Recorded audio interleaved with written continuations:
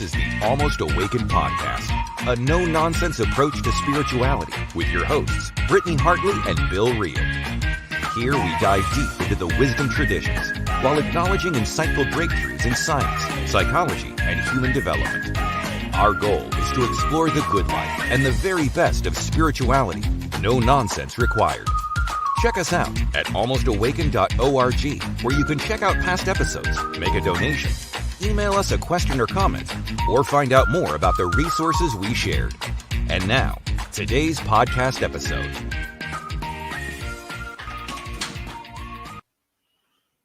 Britt, how are you? Good. How are you, Bill? I am doing so good. Glad to be here. Tuesday morning, March 8th. Happy International Women's Day. Look at that. I saw that this morning. So, yeah, which we're actually going to be doing some feminine divine today. So that feels good. I love it. How's life treating you? Good. Just plugging along with the kiddos. What's new for you? Not much at all. I'm just enjoying being home a bunch more and working on podcast stuff. Lots of podcast stuff. I'm really excited for your conversation tomorrow with David Bockavoy. He's one of my personal favorite podcasters. Cool. Yeah, it would be fun to have that conversation with him. All right. But today we have an amazing guest. I'm sharing with you. It's almost like I'm sharing one of my secret weapons here. I'm sharing with you one of my spiritual directors. And he's been a spiritual mentor for me for 20 years, and we're still meeting, and I'm still gleaning from his wisdom. And so I'm really excited today to introduce David Peck to the conversation. Hi, Britt. Hi. How are you? Fine, and I'll just do a little clip here. So David has a PhD in the history of the Middle East and Islamic civilization. He's taught history, philosophy, political science, and religion. Been a student of world religions since 1975, and in 2014 joined the International Sufi Order, and then in 2020 became a Sufi master. And so today we're going to be diving into Sufism and the wisdom traditions, mysticism, and I'm really excited for this conversation. David's been a real powerful spiritual mentor for my entire adult life, and so I'm really excited to share him with you all. Yeah, it's going to be fun. Same to you, Britt. Yeah. Thank you. All right. So the first question, the last time we podcasted, David and I on his website, which we'll share at the end here, was we did kind of your story first and how you stumbled into Sufism. But I want to switch that around. And this time I want to talk about, just give us a glimpse into what Sufism is. And then we'll kind of dive into your story about how you discovered it. So what is Sufism? Okay, there's kind of a broad answer. I'll try to be succinct with it and get to the point. But the broad answer is that Sufism represents, there's an aspect of the spiritual tradition that was originally given by the divine to the first humans, whether we want to call them Adam or Eve or whatever name we may have, that it was actually a gift of divine guidance intended to allow humans to discover their soul and pursue an experiential path that would lead to self-realization and eventual destination of joy, etc. And so consequently, it manifests itself throughout human history. And that's what it's a wisdom tradition in that sense. So although Sufism has been in most recent times associated with the religion of Islam, Sufis would say, well, this spiritual tradition we're going to call Sufism right now is also found in Native American traditions. It's also found in prehistoric, prehistory concepts of religion and spirituality that may have been appearing in the Upper Paleolithic period, or it may be that it's associated with Buddhism or Hinduism, or it can be associated with Zoroastrianism, and so we tend to view the question of Sufism very broadly. More specifically, the Sufi tradition has come down to us through the formal venue of the Islamic religion. Although Sufis like me, we're not Muslims, and we don't feel any necessary association with the religion of Islam. However, Sufis largely believe that there have been guardian religions or guardian faiths or guardian traditions that allowed Sufism to flourish, and that Islam is one of these.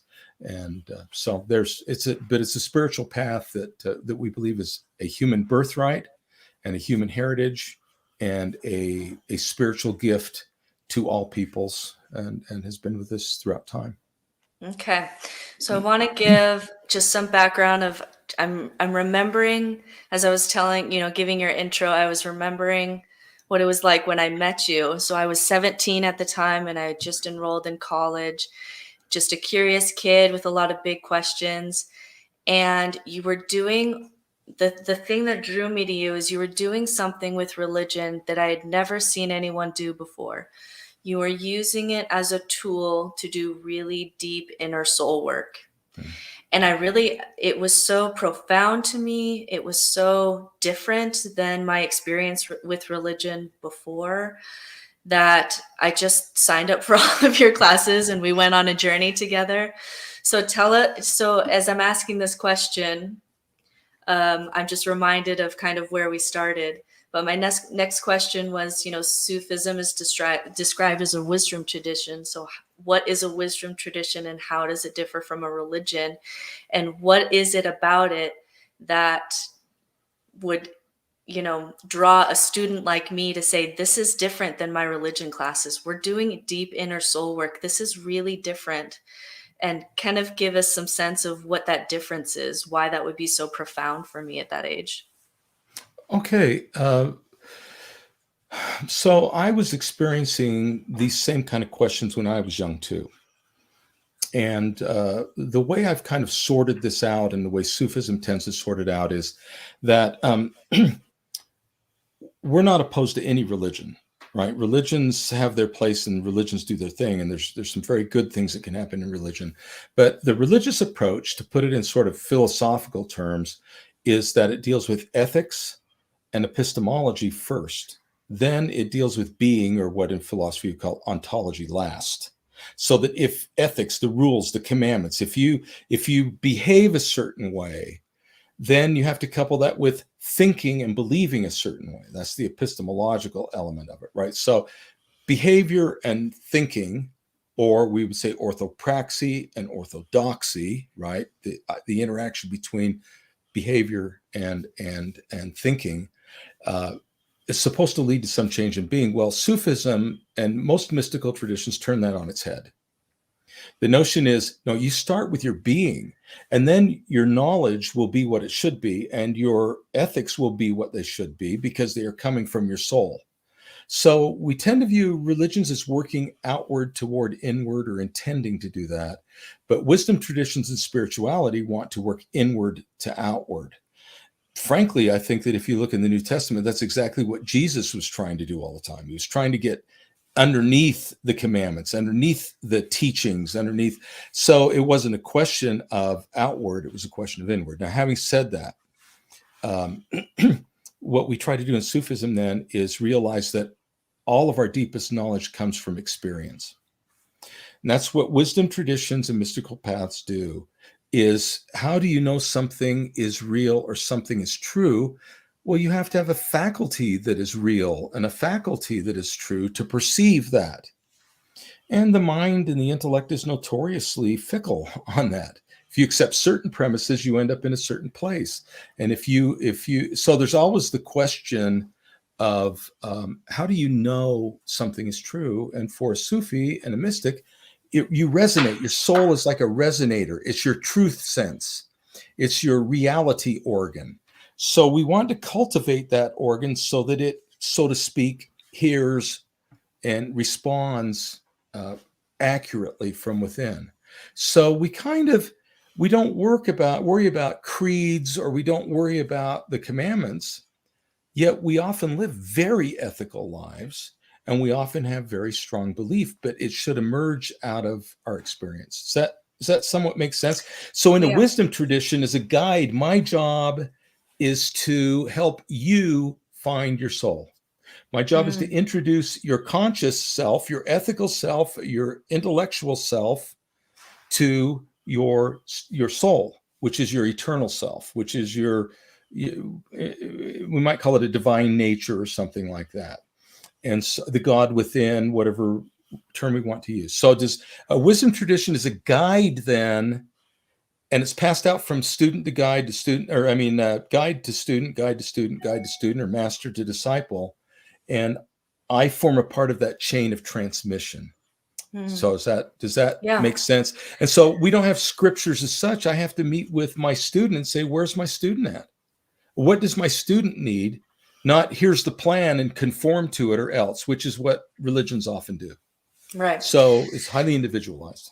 So kind of filling in some more of our story, me and you. So I met you when I was, young, and I loved all the classes that we did. And then, we lost touch and I went about my life. And then years later, I was still stuck in this pattern of trying to find the right story. If I could try to find the right story, which happens a lot for people, because as you leave, even if you leave your traditional religious background, you still have all the framework there of trying to find a prophet, trying to find a spiritual path, trying to find the quote unquote truth.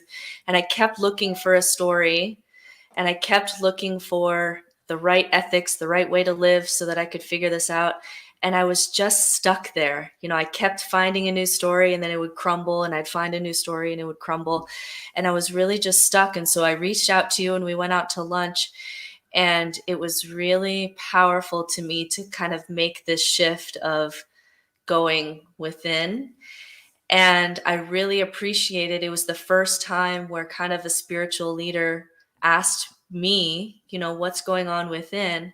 And I just really said, I really want to explore spirituality, but I really wanted to do it with secular language. Can you meet me there? And it was like, yes, I can meet you there. Let's do this together. And that was just so powerful, and something that doesn't happen often in organized religion, where they meet you where you are in the language that you're at. And so that was really transformative for me. Bill, you had something next year. I just want to play off what you guys are talking about. So, David, I would consider myself an atheist, but with a mystical leaning. Like I want to be in awe of the universe, and I recognize that there are processes that have been happening for billions of years, and we are an outgrowth of that. And I want to take seriously my human behavior, like what I do that's ethical or unethical, and to sit with that on a daily basis, trying to get better and better at being me. And I like Britt, and like you mentioned, I struggle deeply with religion telling us the way. And that religion always has the unique way that solves all the problems and gets us back to whatever salvation is. And yet, as you're pointing out, both of you, the healthiness comes in turning each of us inward. So we look in a mirror and we get to a place where we're both in awe of what's going on inside of us as well as what's going on around us, and to take seriously who we are. And so I'm curious how Sufism approaches that. Like what kinds of things is it initiating so that I do turn inward, so that I am thinking about the world at large and the world at large inside me, and working to become a better human being? Like what is it offering that I may not get in the same way some other place? Okay. Big question though, by the way. Sorry. It's a big one. Well, let's maybe start and see where it goes. So the Please. first thing I think I would say is that within the Sufi tradition, the only person that knows what you should be and who you should be and how you should be is you. So a master can never tell, should never tell, not that that doesn't happen, but should never tell someone else what they should be or what they should do. Instead, they want to, again, introduce themselves to their self and essentially let them know that everything they need, they already possess. So from the Sufi perspective, we've kind of veiled ourself from ourself. A conundrum that's mentioned many times in sacred texts. I mean, I know in the book of Romans, for example, Paul says, I don't know what I'm doing. I have no idea what I'm doing. That which I would not do, I do. And that which I would do, I don't do. What's the matter with me? It's like there's two Pauls. Or you go to Confessions of Augustine or Dante Alighieri. Dante, I awoke to myself. I came to myself and go, who is the I and who is the self? There's something true and real about people that they often realize, I'm not what I want to be. I don't even know what I want to be. And so part of what we do is we enter into a relationship of master to disciple that is exploratory, where I might assign a reading and say, if there's anything in this reading that resonates with you, let's talk about it. And what I'm trying to do is say, well, what is your soul resonating to? In other words, your truth sense, it may be responding to something. What is it responding to? That means that the path of the person I'm working with is their path. There is no way that is for everybody. It can't be, because all of our experience is different. All of our soul needs, all of our desires to express are individual. So Sufism begins by recognizing that. Then we have practices. For example, if a student mentions a certain thing resonates with them, we start to explore that. One of the ways we do that is I assign meditations that encourage the student to reimagine themselves within a deep, breathing soul space. Descend into that. One of the meditations that I use is your tree of life. Reconfigure yourself as if you were a tree of life. This is your being, your soul. Where are you at? Is it a meadow? Are you stuck on a cliff? Are birds in the branches of your tree? What kind of fruit does it bear? What kind of a tree is it? What are its roots planted in? Where does it draw its nourishment from? Where does it? And it's not like there's any answer to that. I've had a wide variety of answers, but we try to enter what we would call an imaginal soul space, where the person does that. Another one I use is your heart fountain. Right? We talk about the Sufi notion of the heart, and how does that work? Where is it at? What are its qualities? Or we have a meditation on the winged heart. You can see the winged heart behind me here on the poster, that with the sunburst, the idea is that the soul in the light of the divine soars upward. And so where are you at? What does your soul heart, your heart, winged heart look like? And in doing so, the person can come to terms with, why do I feel my tree is alone? Am I part of a forest? Am I cut off? Do I have insects eating me? Or do I have, and these are just ways in which they learn to configure themselves. Then the other thing we do is we meditate upon what we call the divine names, which have come largely, but not exclusively, through the Islamic tradition. So we meditate on what we would call characteristics of the divine. Generosity, kindness, fairness, love of various forms, and so on. And we try to awaken within the student themselves in these meditations, try to awaken the fact that those are their own characteristics. Maybe they aren't experiencing their generosity because they haven't tapped into it. And so we have this whole soul space of the imaginal, coupled with meditations upon characteristics of the soul, in order for them to find themselves and to unveil themselves to themselves and become a realized human being, that their inward life is their life and their outward life is the manifestation. Yeah, and I think that's gorgeous. I mean, anytime we're pointing people inside and helping them kind of figure it out, what's going on in there a little more, I think that's the secret. And I think, we're all in this group going to agree with that. How does Sufism approach meditation? Is there a kind of a unique way to do that versus how other practices seem to discuss and implement it? So, I hesitate to really try to talk about other traditions too much because I really don't necessarily understand them. But having put that caveat in there that I'm doing my best, but Yeah. I could be wrong. The way I see it is, because I was initiated into Raja Yoga and into Hindu forms of meditation long ago in my life, and I value them. Here's the difference to me, that Sufism begins with the concept of a soul. In other words, in fact, let me back up with where that comes from. Sufism thinks of the world as essence and existence as essence and manifestation. Most of what we deal with in our spiritual life is manifestation, but is not essential. What might I mean by that? Well, if you're talking about a behavior, you're talking about a manifestation. But whatever is essential cannot be completely understood in a way that we can communicate to other people. And so if you've had what we would think of as a spiritual experience, then there are things about that experience that, try as you might, you can't express. Maybe we've all felt the frustration of, well, no, it was more like this, and we struggle with that, yet it was real to us and it was true to us. Why is it true? Because that experience touched our essential nature, our soul. And the language is a manifestation, or the conceptualization is a manifestation. So when we work with our meditation, I'm trying to get the student to work with their manifested language and conceptualization to where they make a realization about their essence or their own soul. So the soul represents an eternal essence. It is us at the core level of exactly who we are.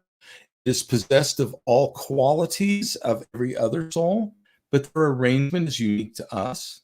I am an individual because the way in which I am configured is essentially different. And the idea then of unveiling is to bring out what your soul is and what your differences are.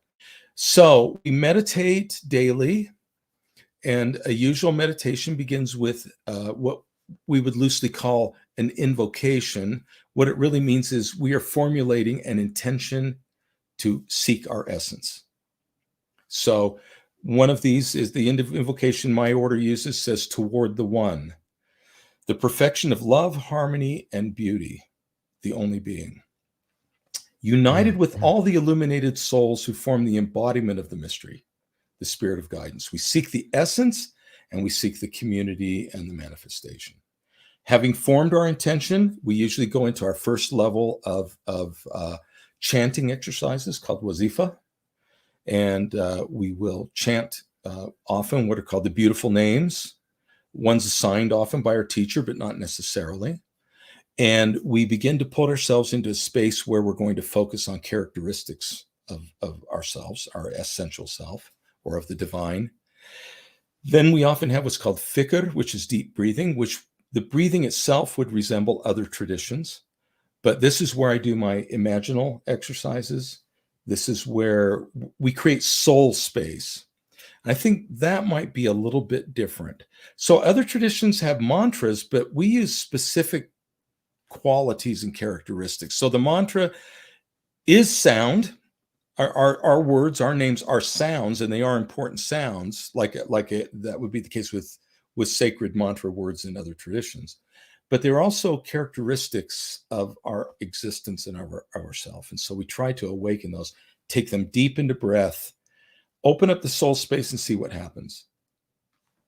Sometimes if I'm focused on a name like Karim, which in Arabic means generous one, something will come to mind where I haven't been generous and I need to go meet with someone and I need to fix it. Or something will come to mind where I've been beating up on myself, but I have been generous. Maybe it'll create a sense of love for my soul and a realization. So in every individual in that deep breathing place with those names in the imaginal world, we want to give voice to our soul. That's a major element of this, which is we need to listen to our real self. We need to pull this into our consciousness. So again, it doesn't come from the outside in. And what's inside the individual is inside to them because their soul and their experiences are absolutely unique. So does that kind of help? That then every day we do that. Some days we do it longer, some days we do it shorter, and we never beat ourselves up because we miss a day. We just, the poet Jalaluddin Rumi, I'll illustrate it with this, said, come be with us, whoever you are. Be you, a wanderer, be you a lover of loss. Ours is not a caravan of despair, right? Even if you've broken your vows 1,000 times, come be with us. Come be with us again. We're optimistic inviters into soul space, and we never condemn. We want to engage in the beauty of your soul, the power of your soul, the truth of your soul. So, and the master's job is to try and help the student do that, not tell the student what to do. Okay. Does that kind of helps show that so we do that every day. You could probably do it in as little as 10 minutes and as much as however long you want to go. Yeah. I mean, beautiful. I'll make a comment and then I'll let Britt ask the next question, but it seems, at least the way you're describing it, it's not a mechanism of shame, which I see a lot of religions use. Like, you don't fit the box, you don't fit the mold. You need to compromise pieces of yourself to become just like us. And you seem to be pointing people to allowing diversity, allowing people to be different. You've mentioned that in your words just now. And I find a lot of value when you allow people to show up different than the person next to them, and you're really just trying to help them be their best version of them rather than fit a cookie cutter mold that is the epitome within other religions of what salvation looks like for you to achieve it, right? And so I just want to say thank you for that. Yeah.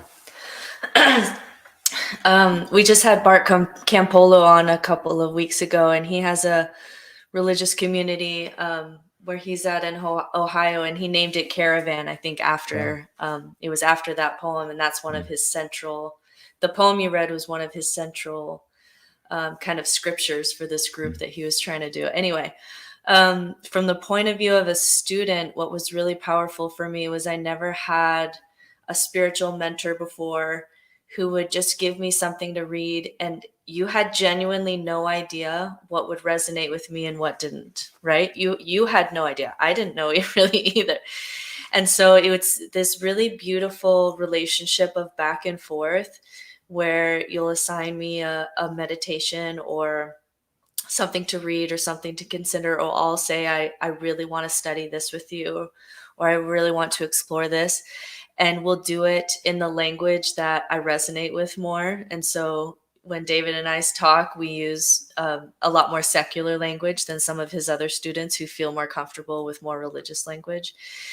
Because it's this sense that the language doesn't matter, right? Because it's this mirror, it's this daily practice of mirror, of looking at yourself every day, meeting yourself every day, touching into your deepest, truest, most loving self every day, whatever language that is and whatever path that takes. And so it was totally new. You know, it was, I got a glimpse of it when I was a student of yours, you know, as a young adult, and then now working with you as a student. It was just so different than what we usually get from organized religion. So talk to us a little bit about Universal Sufism. Okay. And what that is. Yeah. So the kind of Sufism I practice is unaffiliated with any particular tradition and can be affiliated with every religious tradition. This universal Sufi movement was brought to the Western world, we might call it, to Europe and North America, by a Sufi master from India named Inayat Khan. He's called Hazrat, which means saint or a holy person, Hazrat Inayat Khan. And he came in the around 1911, died in 1927, but tried to introduce people in the West to Sufism. His master had said, you need to go do this, basically. And so, but he knew that he couldn't bring Islamic Sufism and expect it to find any traction in the West. You know, the idea that you have to become a Muslim to have access to spirituality was not in his game plan. So I guess you could say that adherents of all religions, as well as those with no religious affiliation, and you know, we just had Bill saying that he identified as an atheist. I don't know what that means because only Bill knows what that means to Bill. I mean, I can use the word atheist, but then he said about spirituality and things and being a better person. And so with a master would want to work with someone like Bill, and Bill with a master, and kind of tease out what that really means for him. So in Universal Sufism, we don't have any labels. We don't say you're this, you're that, you're the other. And people from each tradition find themselves home within Universal Sufism. And it's not inclusive, or is not exclusivist, it's inclusivist. And so Hazrat Inayat Khan said this: the purpose of the Universal Sufi movement is to work towards unity. This is its social purpose. The spiritual purpose we've already been talking about. Its main object is to bring humanity, divided as it is into so many different sections, closer together in the deeper understanding of life. So when I gave you that invocation, the first part was toward the one, the perfection of love, harmony, and beauty, the only being. That's the nature of the existent, the real, the divine, the truth, whatever we want to call it, the names fail. And the next line says, united with all the illuminated souls who form the embodiment of the mystery. So Universal Sufism doesn't try to say the divine is anything. Names are almost irrelevant. God, Allah, Buddha, whatever Shakti, whatever we're going to call, or Shanti, whatever we're going to call these, begin to fail. So we don't worry about that. We allow the person to conceive of the divine any way they want. And then we want to unite with other persons, which is soul to soul, so that we really do have a social aspect that is based upon love and respect for each soul and the difference, the absolute difference of each soul, and to love that difference and to love the contribution of each soul and the community of each soul. So does that kind of, Universal Sufism doesn't say what the divine is, and it doesn't say what you are. That's a process of discovery and unfolding. And so we want, it's available to everybody. Okay. Yeah. Is that?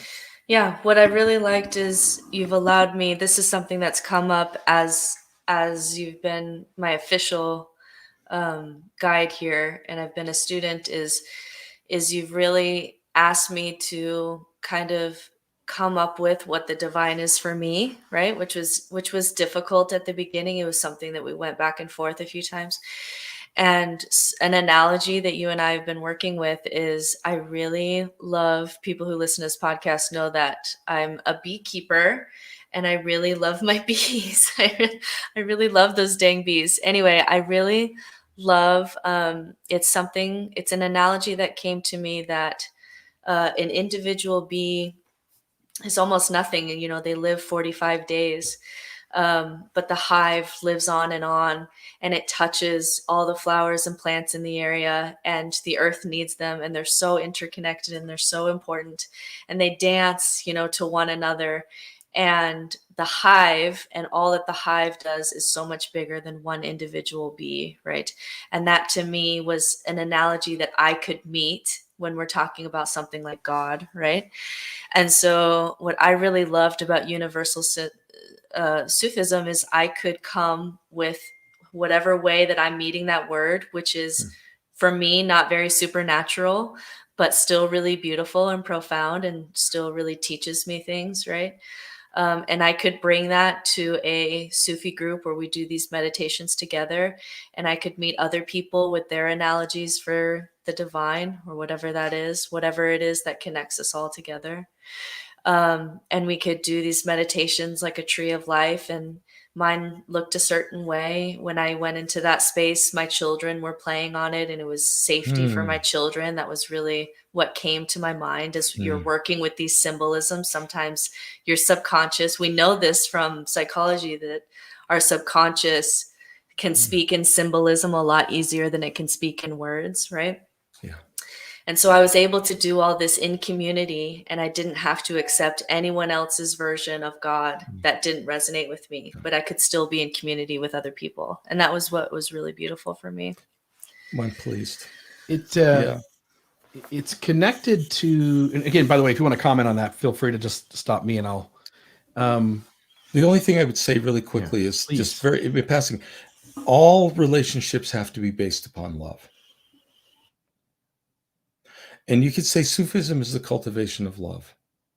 And so we say that the student teaches the master, not the master the student. And what that means by that is, when you go through that, Britt, and you share your beehive analogy or your thoughts, your tree of life, when you do that, you are teaching me about myself and about you. And so my love for your soul increases each time we do this. And so I would just say that we have to understand that Sufism should proceed, the universal Sufi tradition in particular should proceed from love, can only proceed from love. And the moment we say the divine, God, Allah, Buddha, whatever, doesn't like you when you do this, or gets up and leaves the room because you're watching the movie they don't want to watch, or anything, the divine does not go anywhere. The divine is ever present. I may go someplace, I may ignore the divine, but that's me not listening to love. And so on the personal level and on my own spiritual level, I'm learning how to love. I'm learning how to peel away the things that are getting in the way of that. And I would just say that in moving ahead. And I learn a lot from you. Yeah. I do love that, because we have had people on this podcast who say God to me is love, and Sufism is like, great, fantastic. God is love. It is. Bill, go ahead. Just that, so you and others have made this connection that Sufism is connected to Islam or the Muslim tradition, correct? Yes. And yet the Muslim tradition very much, at least in most of its aspects, would point people to more rigidity. Here's the Quran. This is the word of God, as one example. Ethics, right? Ethics first. Here's how you're supposed to behave. Theology, knowledge second. Then whatever happens later. So I would say that's true of any tradition. It's, to me, what upset Jesus about the Pharisees. Yeah. And so my question is, you're posing, you're conceptualizing a spirituality that doesn't require me to adhere to anything that's Islam or Muslim. That's correct. And if I find wisdom in other text and am appalled by what I read in the Quran in places, I'm free to set it down and go somewhere else. Absolutely. And man, I want to flesh that out a little bit. Talk for a moment about how Sufism gives that kind of room rather than adhering to the tradition from which it came from. Okay, there are some traditional Sufi groups that have been in existence for hundreds of thousands of years that are very much tied to the Quran and are very much tied to, but in the Universalist tradition, that's not our emphasis at all, because being a wisdom tradition, whatever is wise is what awakens your soul. Yeah. Right? It doesn't, there isn't like, here's the canon of wise stuff and here's the canon of unwise stuff, right? It's whatever awakens your soul is the wisdom you need. And so we're not going to impose something on you because I don't know what your soul needs. I would say most people don't know what their soul needs. So the process of awakening is figuring that out. And if you go, I really don't want that, then we go, fine. I've had some people say, I really didn't like the Quranic stuff. And they'll come back years later and they'll go, wow, there's a lot in that book that really inspires me. And you're going, well, so it's not like you're in one place all the time either. It's like as we spiritually mature, we gain the ability to navigate ambiguities or to say, well, that's kind of an acculturation I have, not a spiritual, reality. It's sort of like how I grew up and was trained. So in our tradition, again, we open up to anybody who wants to belong, and we participate, and we don't try to nail down specific things. That said, I find tremendous inspiration in the Quran, but let me tell you why. Because Arabic is my research language, and so I do these things. Some of my writing has been on comparative scripture with the Quran, but we read scripture quite differently than you would probably read in a formal church setting. So I'll just give you a brief example, because I'm LDS. I don't mean to be overly Mormon here, but let me tell you, just speak for a second from my own tradition, which is there's a story of a man named Lehi who has a dream about a tree of life. Now you can see already that's going to fit into your tree of life conceptualization. There's many traditions that envision the soul as a tree of life, not just the Judeo-Christian. So, but the first thing that happens there is this man named Lehi says, I beheld myself that I was lost. That is the essential characteristic of how we want to read wisdom texts, including the Quran or the Bible, the Book of Mormon, the Bhagavad Gita, whatever. We want to read those as saying, if they teach me to behold myself, if they unveil my soul to my consciousness, then that's the work they're designed to do. And so we would read that whole Lehi Tree of Life story probably in many respects completely different than what would happen in a formal educational setting. And so we accept all these books because they're going to teach you what they teach you. And if they can introduce you to your soul, they're beneficial, all of them. And so if the Quran isn't working for somebody, then fine. If they decide that they can find what At any rate, in one of the old Superman movies, Lex Luthor says to his sidekick, "Some people read War and Peace and find it quaint. Others read the ingredients on a gum wrapper and unravel the secrets of the universe. If a gum wrapper is the sacred text that works for you, then we will read the gum wrapper together." Does that make sense? And so there are some that are tied to a tradition, but we look at what does the text do for the soul. And I can't ever predict what one text will do for one soul to the other. And so instead, we leave it wide open for the person to pursue on their own. Did that kind of answer your question? Yeah, and I would just add that it seems as though your idea of Sufism, the Sufism that you're talking about today, wouldn't impose any kind of literal interpretation of anything. It would allow people to individually figure out what works for them and to point Correct. them again to inside them to figure all that out. Correct. No, Yeah, literal is irrelevant because see, it's this quest to find some truth that can be stated out there that's universal to everybody that we would say, well, you can't do that, right? Because people come at things from their own experience. So what the words I'm reading mean to one person as they read to another person have culture and experience. They have all kinds of layers to them. So I'm not going to demand that you accept my layering and my experience. And so the literal read of a scripture would denude it of all spiritual benefit. And it becomes a process of beating people up until they either agree with your interpretation or they head out. And there's no point in that. So we don't look for, okay, so when Jesus said, "I am the way, the truth, and the life," which for Sufis is, Sufis love Jesus among many other people, of many traditions. But they would say the way is Jesus is the way, not mimic Jesus and you'll be in the way. Not literally interpret Jesus and you'll be in the right way. You look at how Jesus will say to one group of people, "You're a bunch of hypocrites." We'll look at another person who needs mercy and tenderness, "Go thy way and sin no more." Or how he might look at another group and say, "Where's my whip?"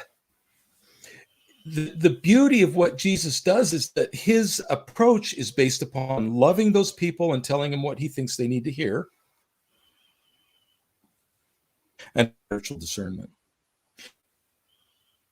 He senses at a different level. And so when someone says you have to be Christ-like, well, that's a way of being. That's not a way of acting.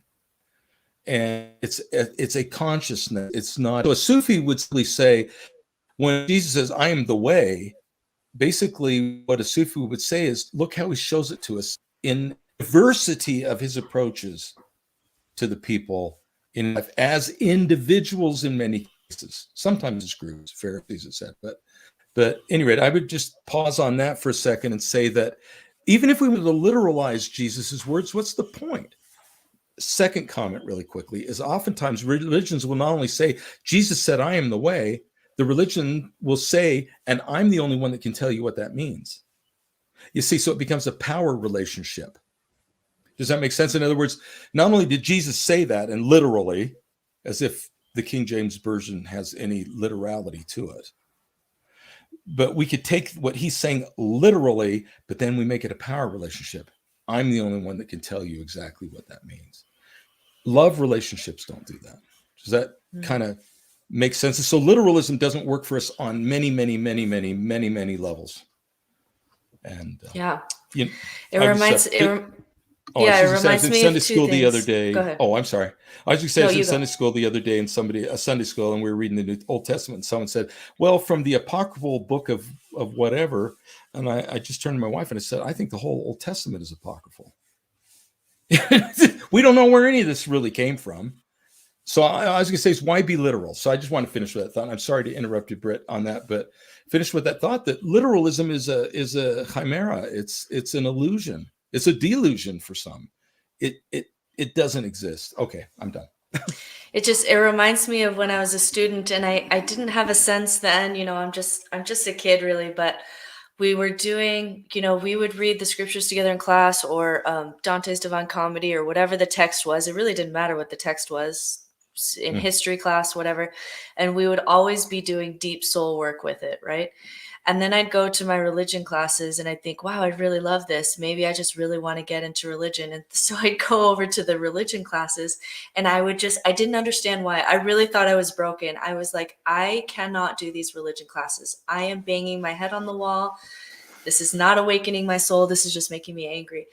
But I loved, and it's not that I didn't love scripture. I loved scripture. I just loved the soul work that we were doing with scripture rather than making some kind of power struggle path thing that was happening in my other religious classes. And then the second thing is, one of the things that was really healing for me is as I became a student and I was initiated, and I've shared this with other people, the temple experience for me was really spiritually damaging. It was really,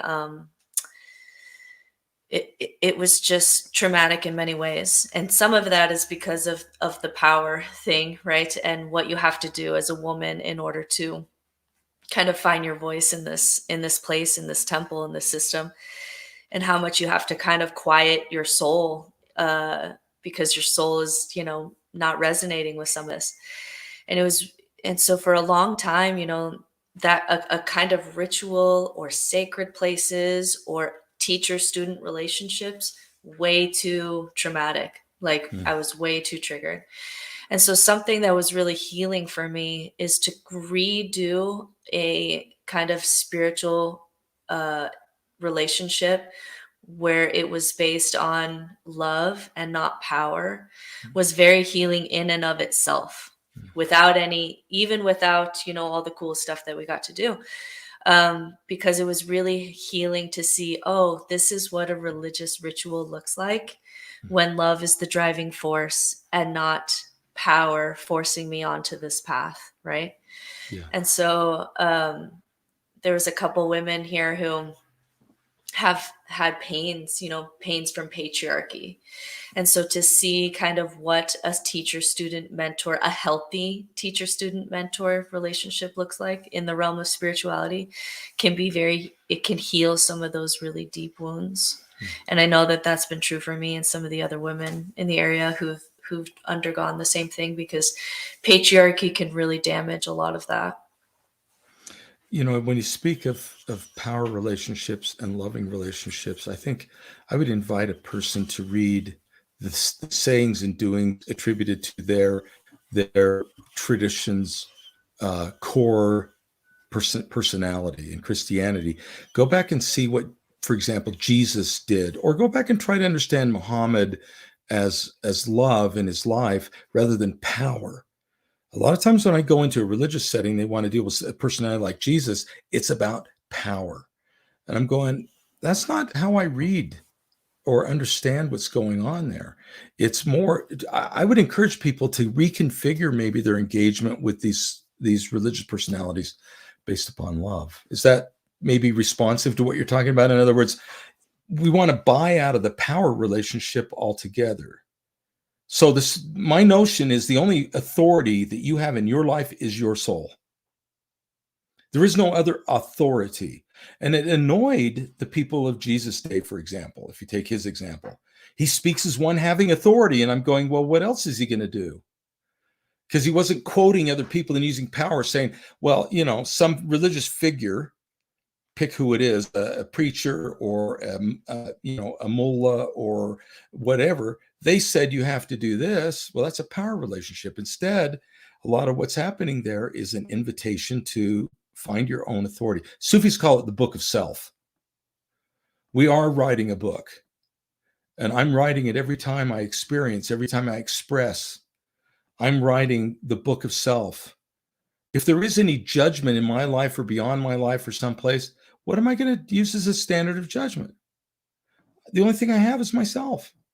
The only thing I have is my own experience. And so it's a matter of uncovering yourself and allowing love to lead yourself, because it really is all you have. The rest of it is illusion to a certain degree, and it's power. So, and I know you brought up the condition that the spiritual trauma that people can have by gender, or not by gender, but I mean through gender relationships, which are power relationships often. And we see that there can be a great deal of harm done to people because we approach ourselves and others through power and not through love. That's so interesting, that argument that you just said, because it's so often an atheist argument. I've heard Christopher Hitchens say this argument and Sam Harris say this argument, because when they're debating a Christian fundamentalist, the fundamentalist will say, if we don't have the Bible telling us what's right and wrong, then we have no morality. And so, the atheist crowd will say, well, how do you know to follow this scripture and not the slavery scripture or not the genocide scripture? And they'll say, oh, well, you can tell that this is true and this leads me towards good things, and then this probably doesn't. And it's like, well, then it's not the Bible that's giving you the morality, it's the book of self, right? So that's so often an atheist argument. So it's so interesting to hear that argument from a Sufi perspective.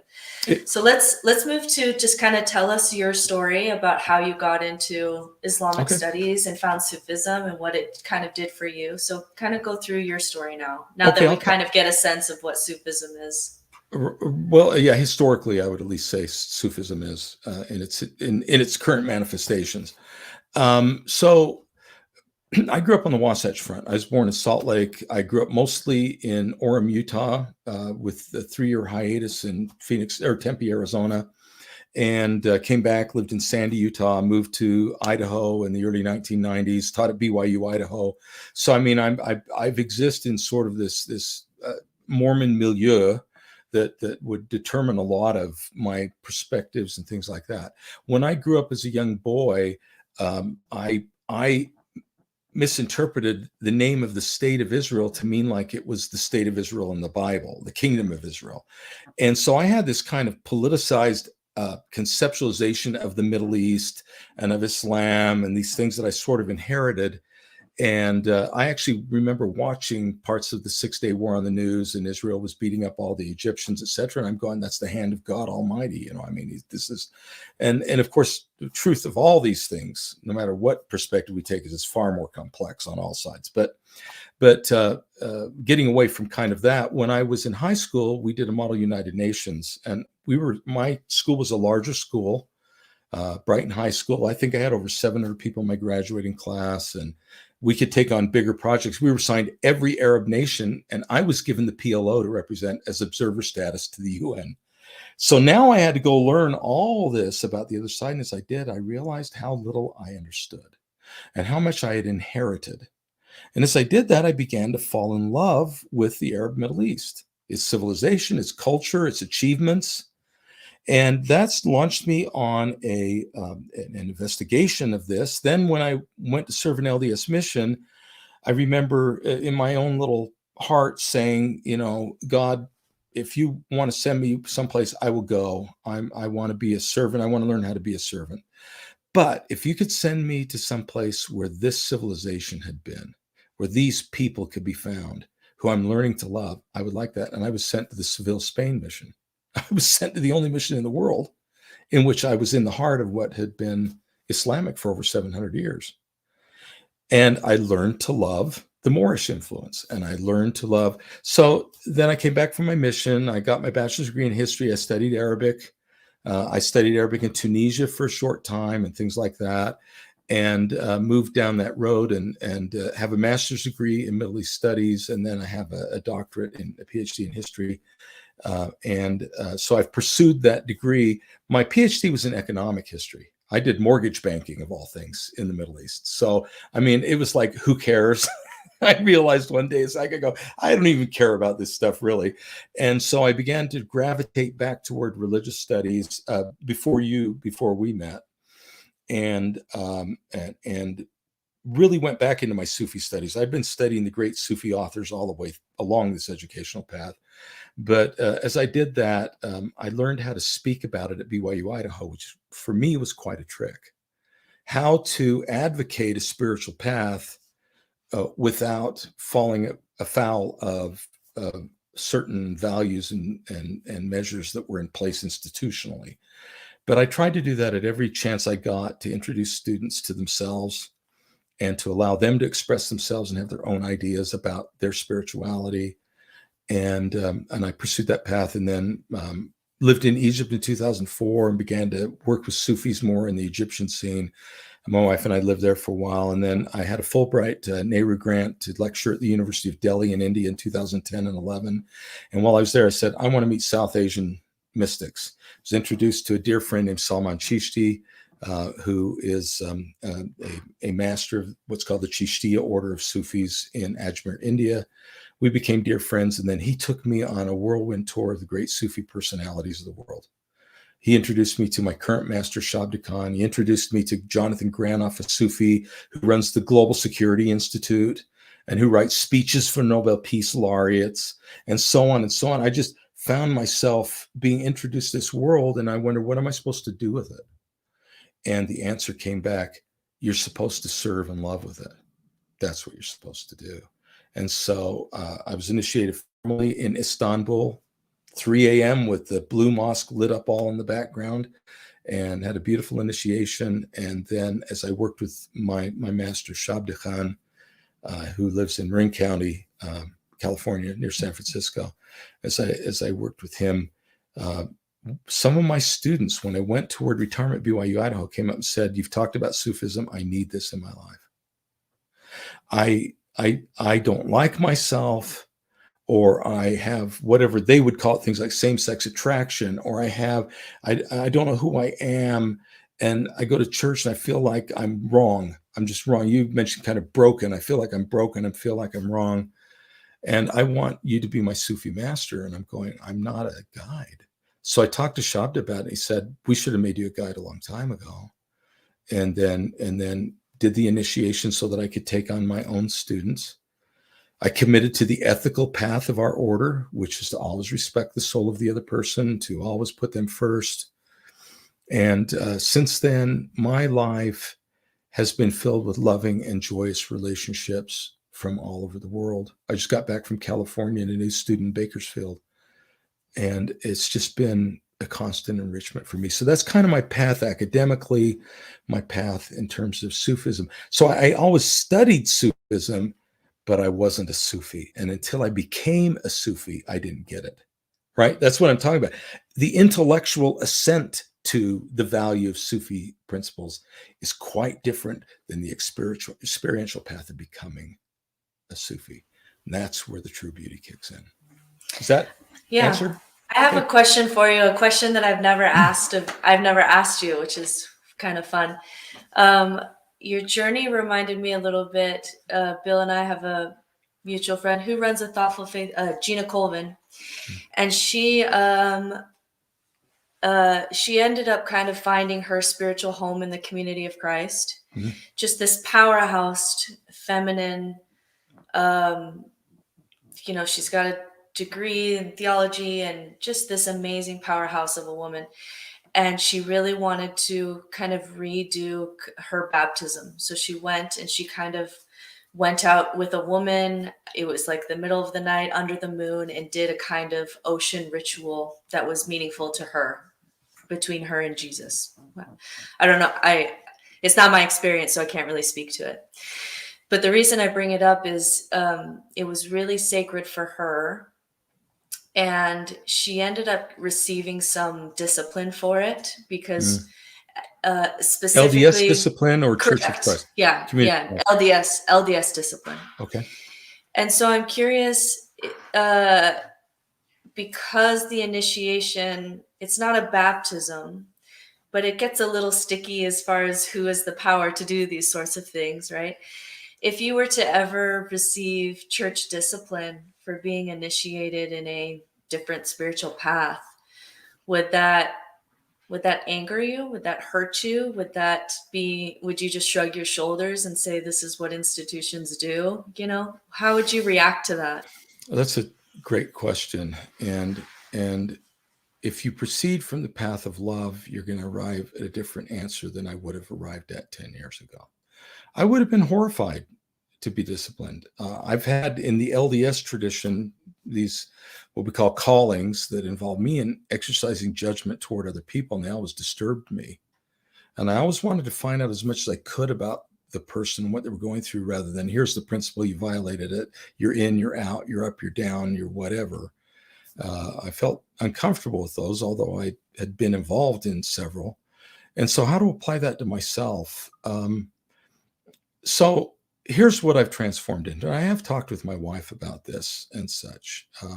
First of all, it would hurt my feelings because I think what I'm trying to do is of the essence of what should be the institutional position, that we should always be, we shouldn't worry about the institution, we should worry about the soul. And I think too many times we start worrying about the institution and we get a conflict of interest.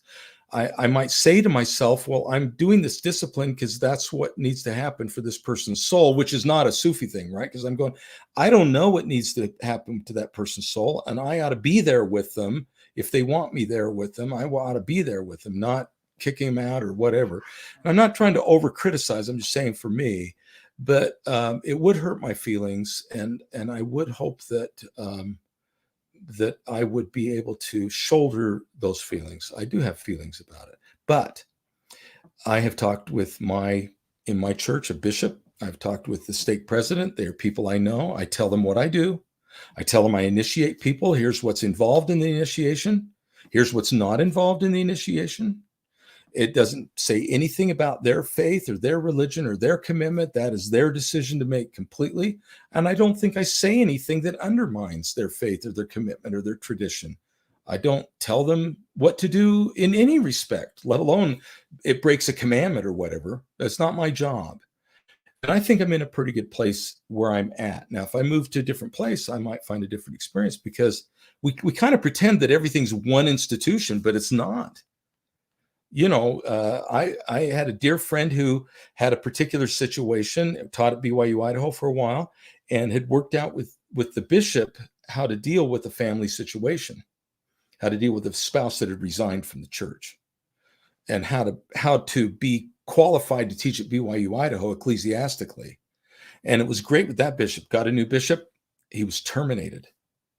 The bishop said, you can't. So what happens when you have an institution, a religious institution, a figure who from from the university perspective is randomly chosen, from an university institutional perspective, who can reach into your spiritual life and terminate you from your employment? That is painful. That's when that happens. My conclusion is no one can separate me from the divine. No one can separate me from my family. No one can separate me from my friends. No one can separate me from any of those loving relationships that I have in my life.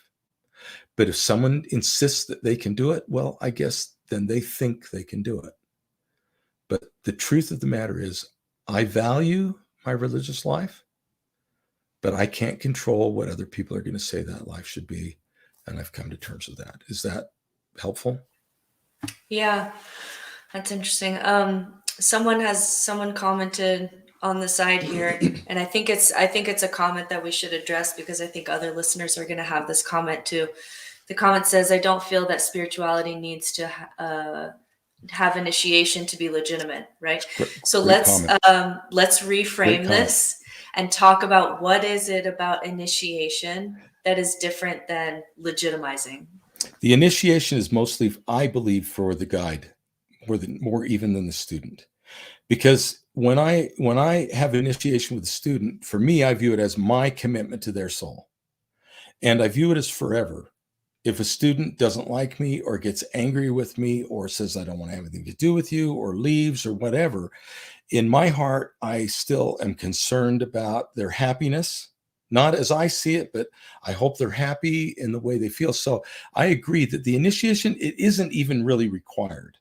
But what it is for me is another level of commitment that it's not just a casual relationship, that it is a spiritually committed relationship on my part. So I don't view it as institutional, and we don't even in our order view it as necessary. It's for those, some of the people that I work with aren't initiated. And I work with them very closely still. Others find that they finally say, I want to be initiated. Okay, and the initiation is that I give them our Sufi name, meaning we will be known as that, and the name for me that I choose is a reflection of what I see as their spiritual qualities. The student I most recently initiated, his Sufi name is al-Hajj, which means the servant or the devotee of reality. And then I asked them to meditate on that name and tell me what they think that means for them. Do you mind if I disclose anything about you, Britt? Britt is such a fiercely real, devoted, and true soul who happens to be female. So I picked a female name. When I say happens to be, what I'm saying is I'm trying not to make judgment out of that. So, I based on gender. And so I gave you the name Rabia after Rabi al-Basri or Rabi al-Adawiya, an 8th century Sufi woman who was just this wonderful, fierce, spiritual powerhouse. And so your name for me was peculiar to the qualities that I saw in you. And it's the same for, I have another student named Rahmana, which has to do with love. But it's the kind of love that expresses itself through charitable acceptance. And on and on. So we could go through this. So the initiation, I give a name, and that name means something to me because it is an expression of what I see in their soul. So second of all, the initiation means that I'm committed to them, but committed to what? To the fulfillment of their happiness and their joy, to their fulfillment of self-realization. And I will dedicate time. If they call me at 3 a.m., I'm going to take time with them at 3 a.m. Because this is a person I've joined to some degree on their spiritual path. Now, does it mean anything besides that? No. Are there dues to pay? No. Are there, we don't, if you want to go to another teacher, go to another teacher. I'd hopefully be the first person to say, can I introduce you to someone? Do you want to find someone, or you want to go on your own, whatever? In other words, there's nothing binding about it. Ultimately, it's simply a statement of a status of commitment, especially on my part. Was that helpful? It's not a ritual, it's not a baptism. Yeah, but it is really representative of this reframing that we've been talking about over and over. I was really sad, for example, when I didn't seal my last 2 adopted children are not sealed to me, and that was really painful. And I wanted a ritual where my tribe could gather together and do something to say, we don't just, yeah, you have a child, I love you. I wanted my tribe to come together and really show a commitment that they're there for this child as if it was my biological child. Yeah. But it no longer felt comfortable to do that in the temple, jump through these hoops in order to get that way. And so my soul still deeply mourns that I didn't have a ritual that my family would show up at that would mean that. And so, that even still hurts now to think about. But I really loved, this reframing of ritual and initiation, not as a power, not as a jump hoops to get to heaven, but as something that just helps you to commit, right? Because that's the opposite problem that we run into, is that when you throw away everything from organized religion, you're going to throw away things that were actually helpful, like rituals are helpful.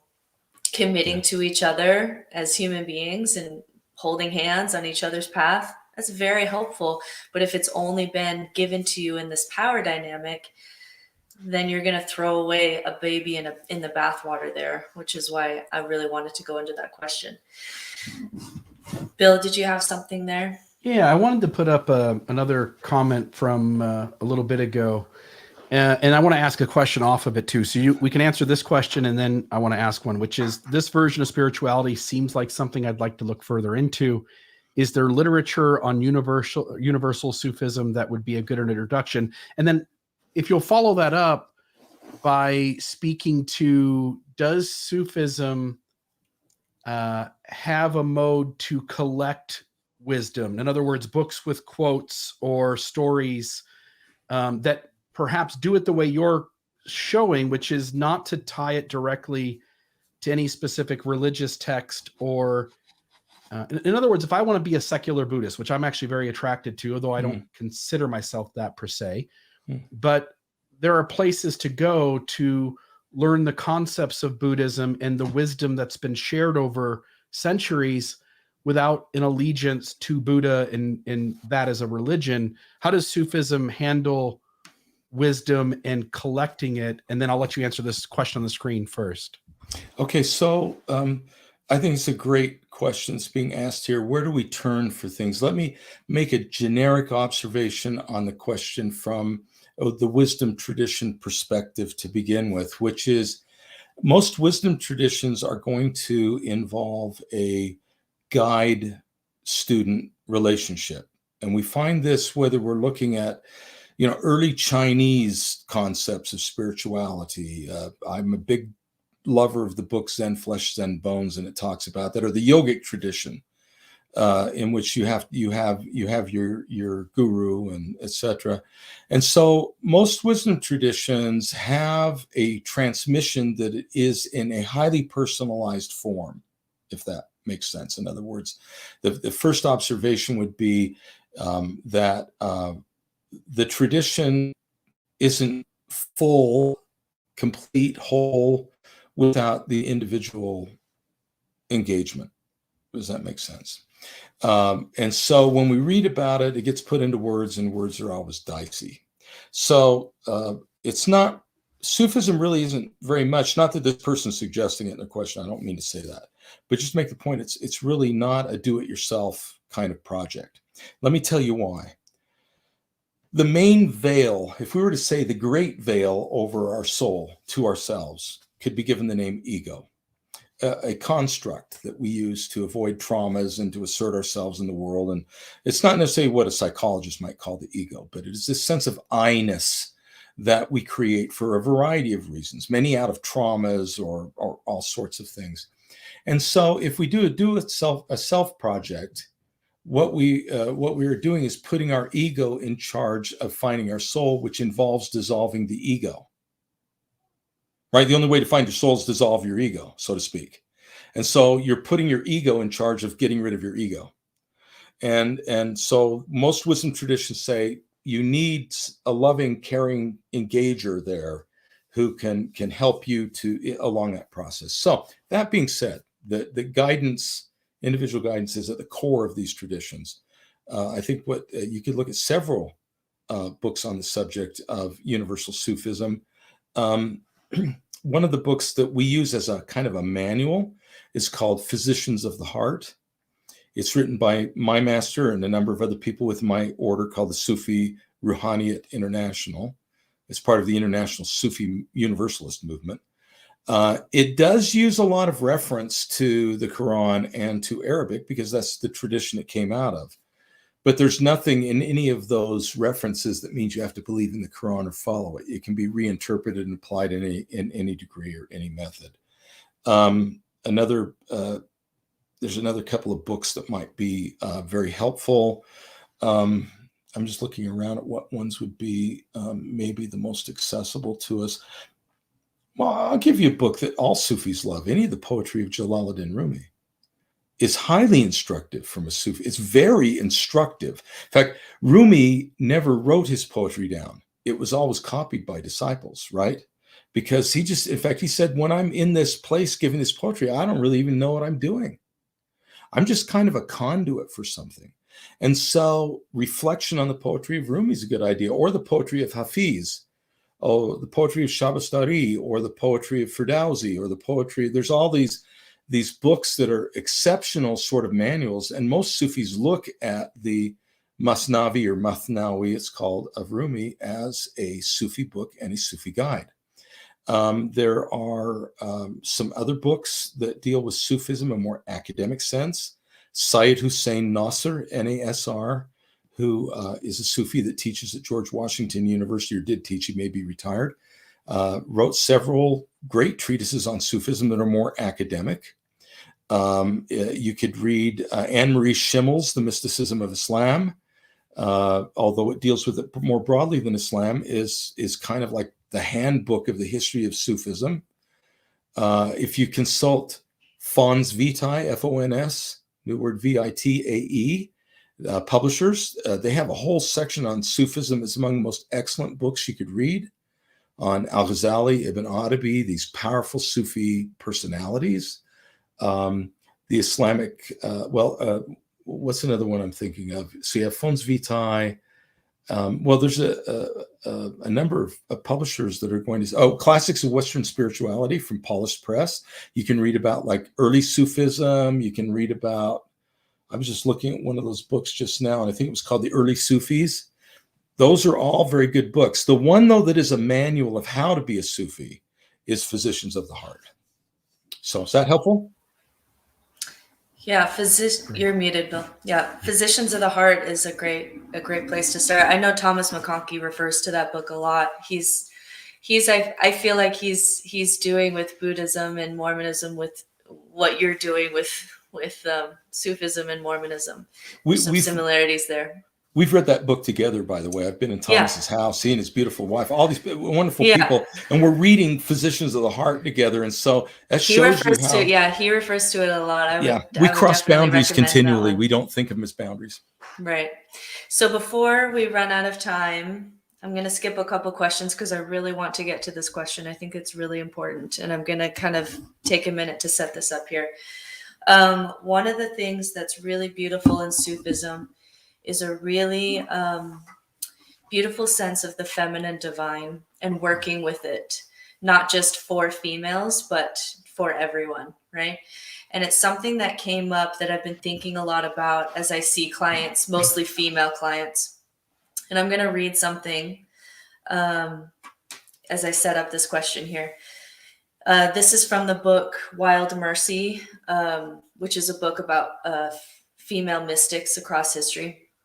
And it says, every culture and religious tradition controlled by men has placed higher importance on scriptural study and ritual observance than on feeding babies and cleaning up after them. Women have internalized our own devaluation. Child rearing is arguably the most difficult possible spiritual path, a hero's journey that leads us on harrowing adventures, but for which we receive almost no credit. Family is the most powerful spiritual teacher I have ever known. It pokes you and wakes you up. It's easy to become complacent on the spiritual path, to start thinking you know something and have freed yourself from your bad habits. No matter where you are in your practice, family can undercut your awakened state and pull you right out of the present moment. She acknowledged that when you have young children, it's almost impossible to maintain a spiritual practice. Your family has to be your practice, and the opportunities for practicing are abundant. Don't be fooled. Most of the spiritual books that have influenced us were written by men in societies where women were not included. You've been programmed by a lot of dead men who had no idea what it was to be a woman. Women are learning to re-sacralize our ordinary embodied experience. We are no longer willing to wait for invitations from men's ancient elite clubs. We do not believe true spiritual experience is limited to these privileged spaces. Instead, we find the face of the Holy One in the faces of our babies and our lovers, our elders and our coworkers, the dirty dishes and the deep quiet that falls over our homes when everyone is sleeping and we stand at the window looking at the moon.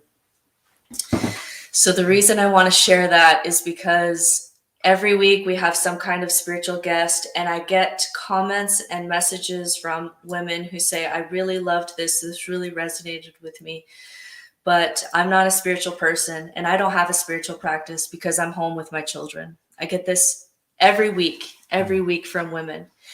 And it's this really subtle form of patriarchy. It's not patriarchy in the sense that the organized religion is it's patriarchy that happens outside of organized religion.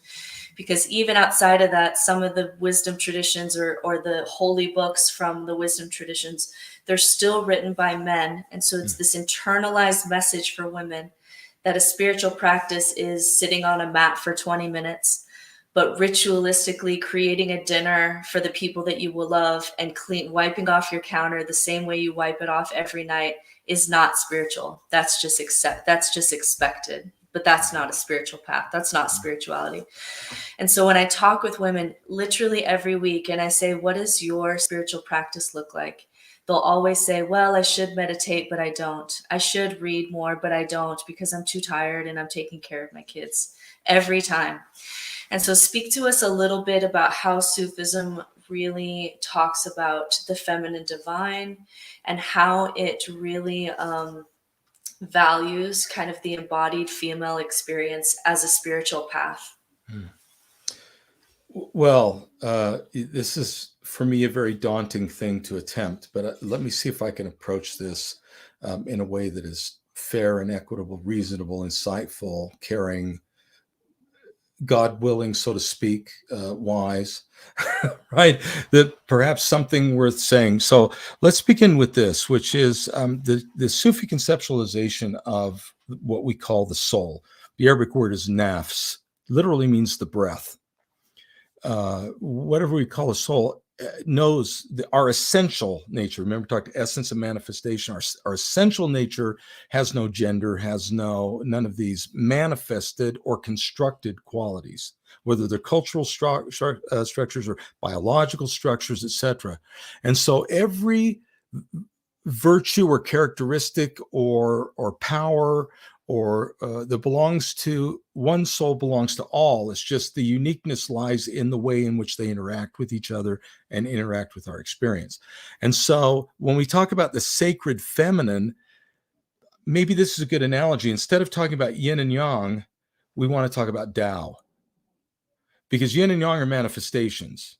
Tao is an essence, right? And so if there is this feminine thing and this masculine thing, we could call yang and yin or whatever. If there are those manifested characteristics, they aren't the reality, they are the manifestations. So our first approach is to say, if you wanted to call some characteristic of service or love or nurturing, if we wanted to call those either unique to women or primarily female, etc., I think our first response would be, no, they are aspects of the soul. So they're in me as much as they're in anybody else. And so we want to separate them from manifestations of these things. Now, in terms of manifestations, I could say within the Sufi path, there are prophetesses.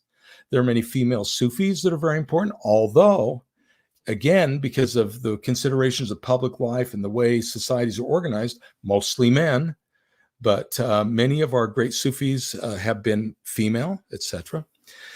And so prophetesses would include Eve, Mary Magdalene, Mary, the mother of Jesus, Khadija, the wife of Muhammad, Fatima, the daughter of Muhammad, Sophia, the feminine concept from the Greek tradition, holy wisdom, so to speak, as a personification of the feminine quality. Much like the Consolation of Philosophy by Boethius, it appears in a female form, right? Wisdom in a female form. And so many of these are seen as equally important with men. In fact, in the Sufi path, Mary is as important as Jesus, because Mary is to Jesus as essence is the manifestation. Jesus is the manifestation of the spiritual essence of Mary in a very real way for Sufi. We don't separate them any more than we should separate child and mother, because what the mother is doing in service is coming from her loving soul, you see. And so in doing that, essence is being received then. And so we would think of Jesus and Mary as, I don't want to say even a pairing, because that divides them. They are a wholeness. They are a totality. So Sufis will talk about Mary. In my order, we celebrate Mary almost continuously, equally with Jesus. In fact, if you read the Quran, Mary is more equal with Jesus in the Quran, and the Quran talks about Mary far more than the New Testament does. New Testament basically treats her like, well, she was a holy vessel that was supposed to show up, her womb was supposed to show up with Jesus. And then she makes these occasional appearances here.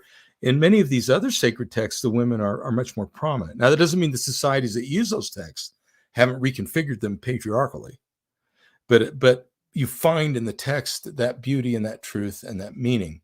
So setting those aside, let's get to two things real quick. One tradition, Mary and Martha.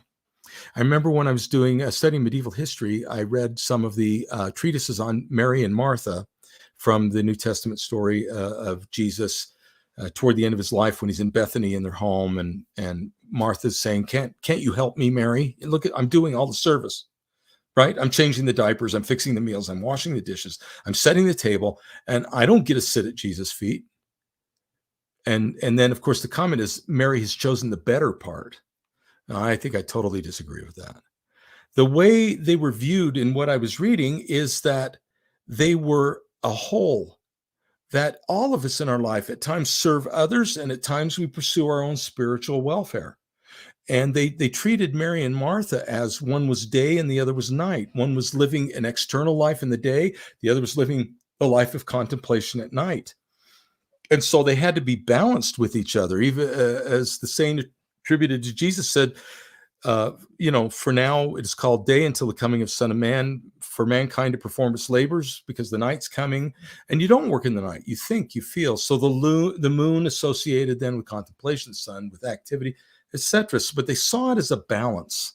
Does that make sense? And I would say that Martha is loving and serving in every respect you could ever say Mary was. In my own life, and I'll relate a very short anecdote. My wife and I had a daughter, my first daughter, my second child, our second child, lived for 20 months and had her first surgeries at 8 weeks, a liver disease, a devastating liver disease called biliary atresia. She was sick her whole life. She never gained more than 15 pounds. She never sat up, and etc. It was very difficult. And the time came when she had a catastrophic collision with blood sepsis, and it was clear she was going to die.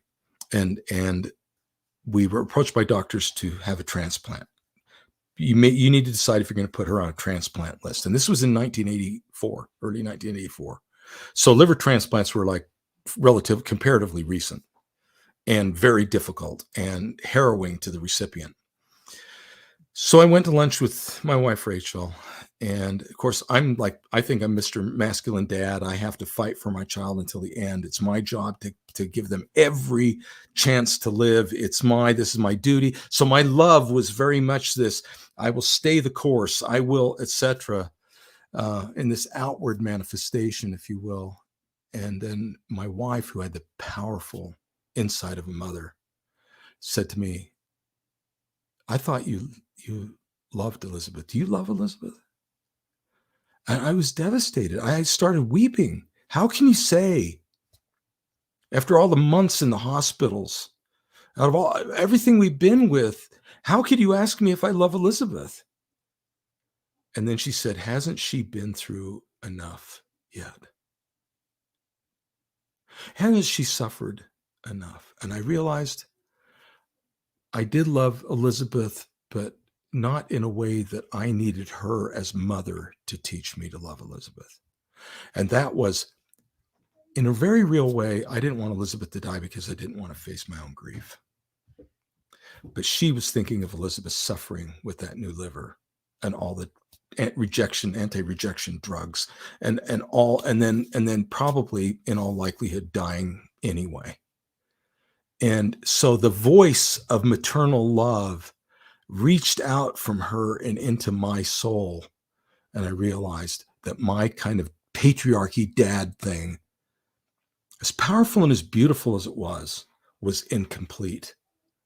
And I needed that feminine. That's the one thing patriarchy does not understand, is we need balance and wholeness. And it's in our soul. We already have it. We just deny it and we behave like it doesn't exist.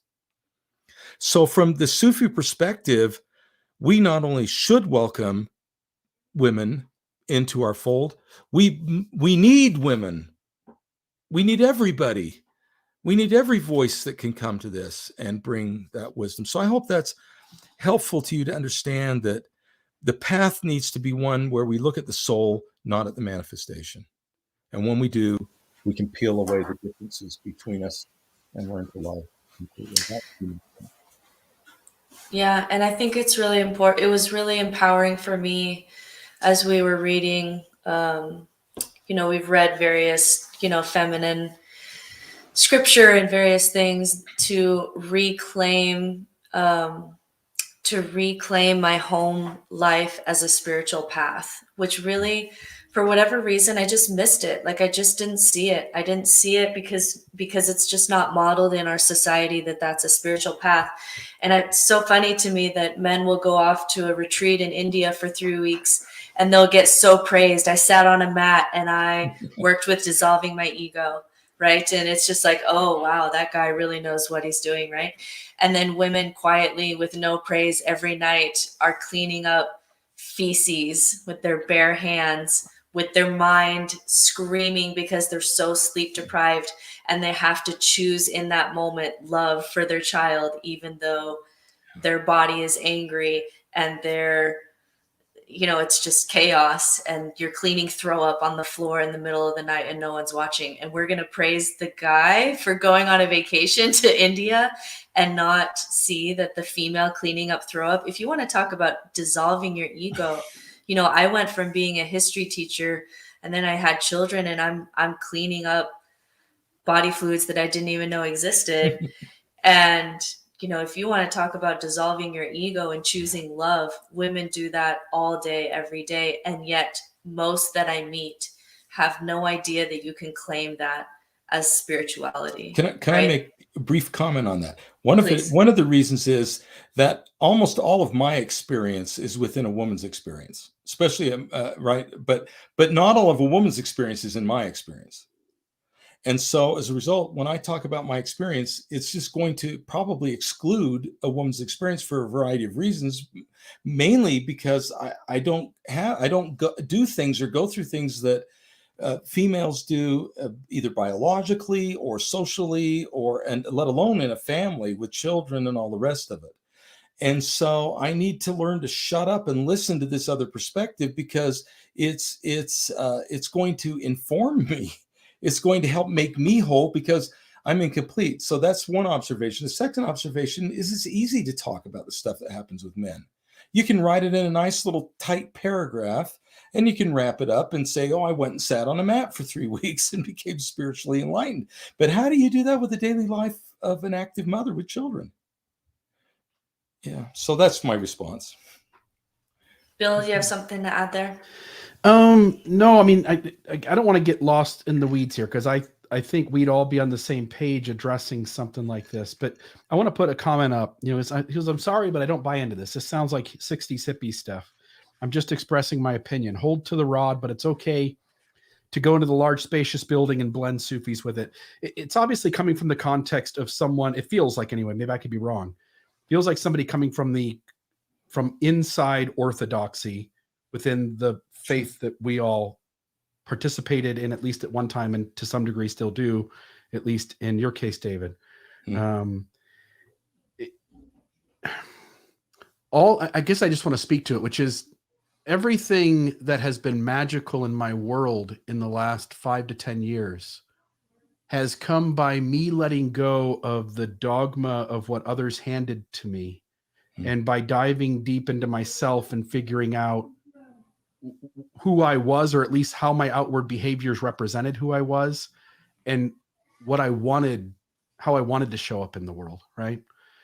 And there's been a ton of work that's gone into that, sometimes celebrating success and sometimes failing. But to an outsider, this stuff all does sound like fluff. And yet it's the realest thing that I've participated in all my life, is this inner work that lets go of all the creeds and all the dogma and all the, last week we had Phil McLemore on, and he said, often we have some spiritual experience, and then somebody comes along and goes, therefore, that's what this means. This is how we interpret it. And I'm just tired of other people interpreting things for me. I really want to do that work myself, because that has been way more meaningful than someone else telling me how to interpret something.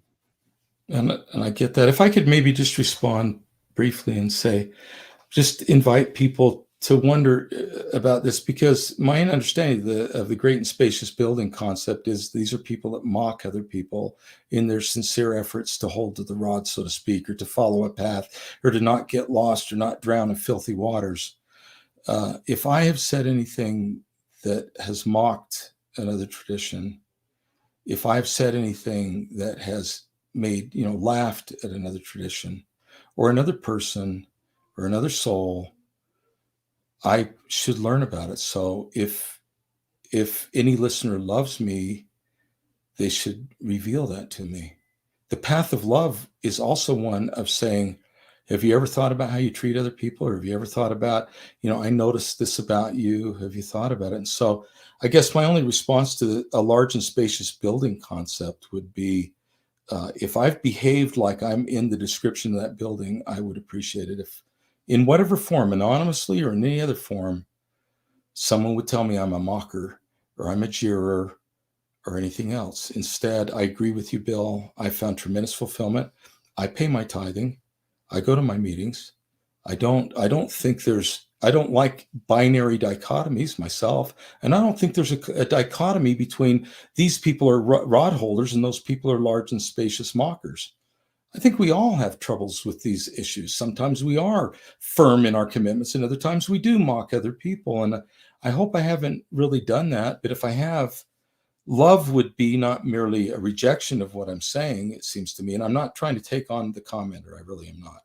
But I'm saying that love would be to help me understand in what way I am in the great and spacious building, and help me. Love me enough to help me. That would be kind of my response. And, I just don't know who's in the large and spacious building. For all I know, I'm in it. I don't know anything about anybody else. I don't know. I don't even know what the large and spacious building is. Is it my political attitude? Is it my cultural attitude? Is it my relationship with my spouse? Is it the way I treat children? Is it the way I treat my students? I don't even know what that concept really means. It may help me to understand myself, and if it does, good. But that's my comment. Like, I don't know who's there. I don't know who's going to a place called heaven and who's going to a place called hell. I don't really know any of that. So who can I answer for? I can only answer for me. Yeah.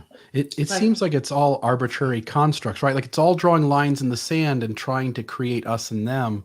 And the reality is, like, it's life. Yeah. And the moment we start drawing lines that the animal that I'm eating is worth less than me, or the guy across the street is worth less than me, or the person who has more authority in my religious system is greater than I. Like, there's all too much in this world that draws lines, and those lines just don't mean much to me anymore. I like that Shakespeare quote that says, hell is empty. The devils, they're all here. I love that quote, and to me, that's what Sufism has always been. Like, let's let go of who's going to heaven, who's going to hell. Let's deal with the angel and devil inside. And that's really been what this practice has been for me. So as we wrap this up, David, can you let us know where we've had a couple people comment on the side that, this has, tweaked an interest? Where can people find you, and tell us about the Teton meditation group? Okay. So, I am just launching a webpage, and that'd be a good way to contact me. The name of the webpage is 4 words concatenated, right, stuck together, of Saints and Sufis.org. So if they come there, they can also email me at Daud, which is David in Arabic. Well, very similar to David in Hebrew, come to think of it. DAUD @ofsaintsandsufis.org. And they're welcome to contact me there.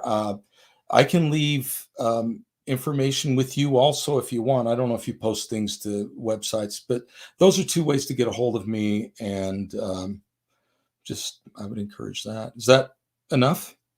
Yeah, and tell us about the Teton meditation group. Oh, Teton Sufi group, yeah. Sufi group, yeah, well, whatever. But it's a group that I started. Sufis often do this, where a guide will have a group they start. Mostly of my students, but not all. Many of them are not initiated.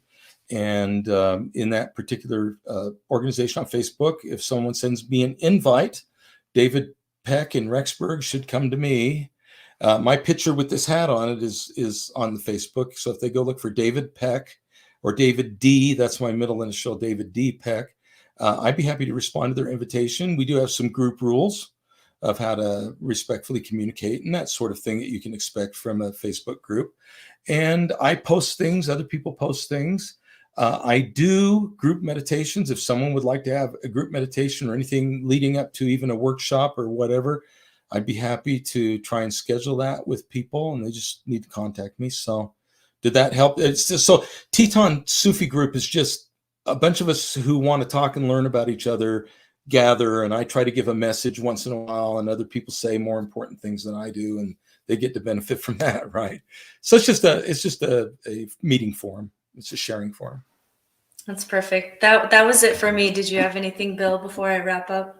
No. Great conversation. I really appreciated you taking the time to sit down with us. Yeah. Can so I? I'm gonna embarrass you if I can. Oh, okay. Okay. I wondered. I am gonna embarrass you. I've done this before, but people, you didn't mention that some of you who were maybe a student would know this, but David has a really beautiful singing voice, and there's a really common way to kind of close a meditation. And whenever I have him speak, or when we're out, doing these groups, if you could just sing to us kind of how these meditations end, it's just so beautiful, and that's how we'll sign off today. Thank you. I'd be happy to. Just let me say, leading up into that we do have a traditional greeting among ourselves as Sufis, among everybody. It's very similar to the concept of namaste and these others, which is we say the word hu, and it means we recognize your divine soul within you. We acknowledge it. And so I would say to everybody, hu. The song is very simple.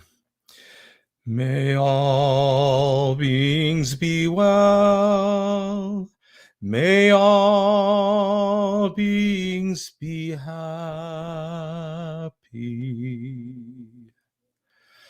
Peace, peace, peace. Who?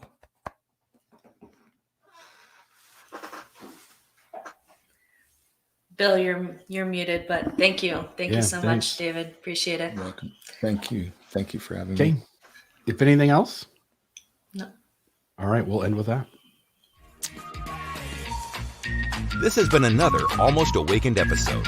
Check us out at almostawakened.org, where you can check out past episodes, make a donation to keep this podcast running, email us a question or comment, or find out more about the resources shared in today's episode. For coaching opportunities or extra support, visit NoNonsenseSpirituality.com to meet with Certified Spiritual Director Brittney Hartley.